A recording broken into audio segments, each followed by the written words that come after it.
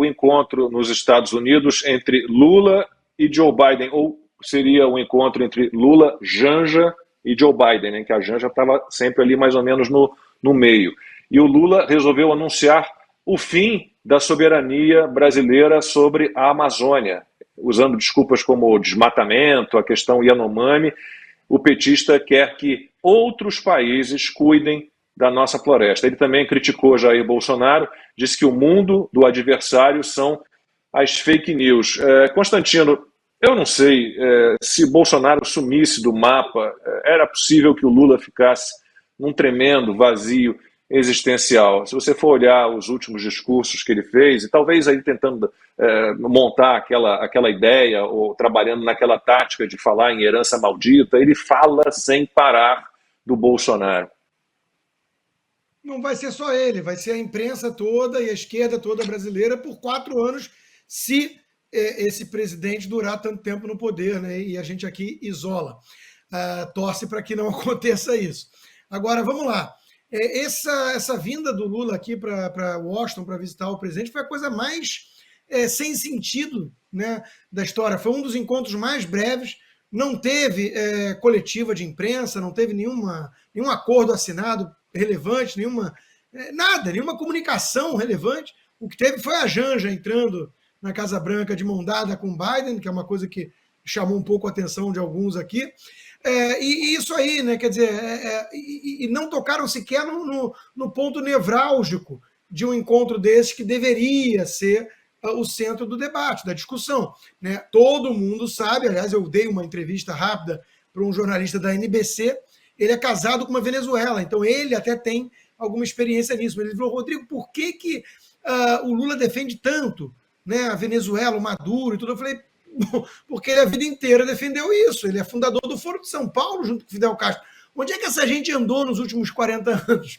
Né? São jornalistas. Eu ainda fiz uma crítica sincera e construtiva. Eu falei, o problema de vocês, jornalistas estrangeiros, e olha que ele ainda tem a venezuelana que ajudou um pouco a perceber isso, que o Lula elogiava Maduro, né? E que é uma coisa ruim. Mas eles bebem como fonte de notícias do Brasil só na Rede Globo da vida. Então eles têm essa visão de mundo, né? Que o Lula é um responsável moderado que voltou o Brasil a falar sério com o resto do mundo, enquanto que ele está na prática rifando a Amazônia, tudo para os globalistas. O Macron está feliz que não consegue se conter, né? Porque os produtores rurais franceses estão muito contentes com o Lula. Agora, foi um encontro sem sentido, repito, não deu em nada. E não debateram essa questão a fundo, pelo menos ninguém soube nada, né, de o que seria ali o constrangimento entre os dois. O Biden, mesmo que seja de esquerda e que tem essa ala psolista aqui do Partido Democrata, né, a ala que se encontrou com o Lula, Bernie Sanders, Alexandria Ocasio-Cortez, todos esses comunistas que defendem Venezuela, né, eles se encontraram com Lula. E o Biden, meio sem graça, que tem uma política oficial contra a ditadura socialista do Maduro, e o Lula é um grande apoiador do Maduro, gravou vídeo pedindo apoio, sempre defendeu. Né? Então, isso deveria ser o tema central de um encontro de ambos. E ninguém soube de nada. Então, repito, talvez a Janja tenha vindo fazer compras para uma sandália Hermès nova. Deve ter sido isso. Ana, como é que você analisa essa visita do Lula e da Janja ao Joe Biden? A Janja que levou ficou no vácuo, né? A mulher do Biden não se encontrou com ela.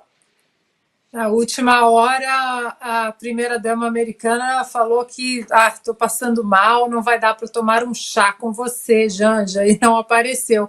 Aliás, consta sandália que até hoje a Janja não disse se é uma sandália real, que custa R$5.000, ou $5.000, não sei, ou se é uma cópia, né? Aí ficou por isso mesmo, saiu na imprensa e ficou por isso mesmo.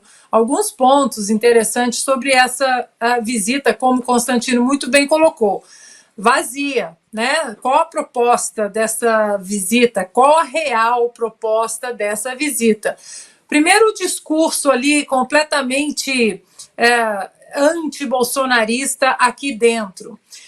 Houve e há uma tentativa do PT colocar o 8 de janeiro dentro do balaio do 6 de janeiro. Por quê? Porque precisa, dentro da agenda globalista, né, dentro da famosa Agenda 2030, combater a extrema-direita, porque a extrema-direita vai implodir os pilares da democracia, do mundo, lá, lá, lá, lá, lá, lá, lá, lá. E essa é uma tentativa de chegar aqui, todas as entrevistas praticamente do Lula, sem coletiva. Deu para a CNN, para a Cristiane Amanpour, para uma outra jornalista ali dentro da Casa Branca, e a palavra Bolsonaro não saiu da boca do Lula. Impressionante. Vai morar ali na cabeça do Lula. Depois ele disse sobre o governo Bolsonaro, eu até anotei aqui, que era um governo que menosprezava as relações internacionais. Ora, o ano passado, na Cúpula das Américas, aqui em Los Angeles, até encontrei com o presidente Bolsonaro aqui, o Bolsonaro não vinha a essa reunião. O Biden mandou 2 senadores democratas até o Brasil para pedir oficialmente que o presidente Bolsonaro viesse até a Cúpula das Américas. E por que isso? Porque o presidente Bolsonaro colocou a nossa nação na frente de tudo. Antes de estourar a guerra da Ucrânia, lá entre Ucrânia e Rússia, ele foi até a Rússia, negociou os fertilizantes, mostrando que era um real estadista preocupado com a sua nação, e estourou a guerra na Ucrânia. Os americanos ficaram sem fertilizantes, o agro americano foi afetado por isso, os canadenses ficaram sem fertilizantes, e quem deu fertilizantes para os Estados Unidos e os canadenses? O Brasil, estava sobrando. E aí, dentro desse contexto também da guerra entre Ucrânia e Rússia, recentemente o Lula disse, numa reunião com o chanceler alemão no Brasil, o Olaf Scholz, que quem intermediaria de maneira correta o conflito entre Ucrânia e Rússia seria a China.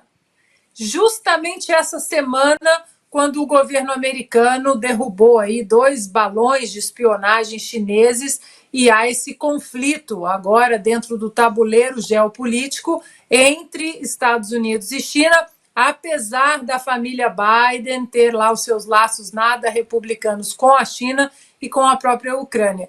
Tem também a história dos navios iranianos que iriam atracar no Brasil, não atracaram, não apareceram. Então, essa visita muito estranha, e o propósito dela, para mim, só foi empurrar a narrativa da extrema direita, nazista, fascista, eletricista, aquela lista toda que a gente conhece. Mas eu acho que foi um encontro entre 2 políticos e não entre 2 governos que têm uma amizade profunda durante muitos anos, laços comerciais importantes, e mais sim um falatório de bobagens aí do Lula, mais um pouquinho de palco para ele condenar o presidente Bolsonaro internacionalmente. Mas eu espero que o Lula tenha apresentado a todo mundo lá nos Estados Unidos a solução que ele tem para todos os conflitos e confrontos no mundo, né? Vocês lembram disso que ele propôs? É só sentar todo mundo na mesa, né? Na mesa de um bar, abrir umas cervejas e tudo se resolverá na mesma hora. Agora, Nicolas, antes de passar... Diga, Ana. Só rapidinho, imagina, Constantino, o Lula falando aqui que ele não gosta de um Banco Central independente.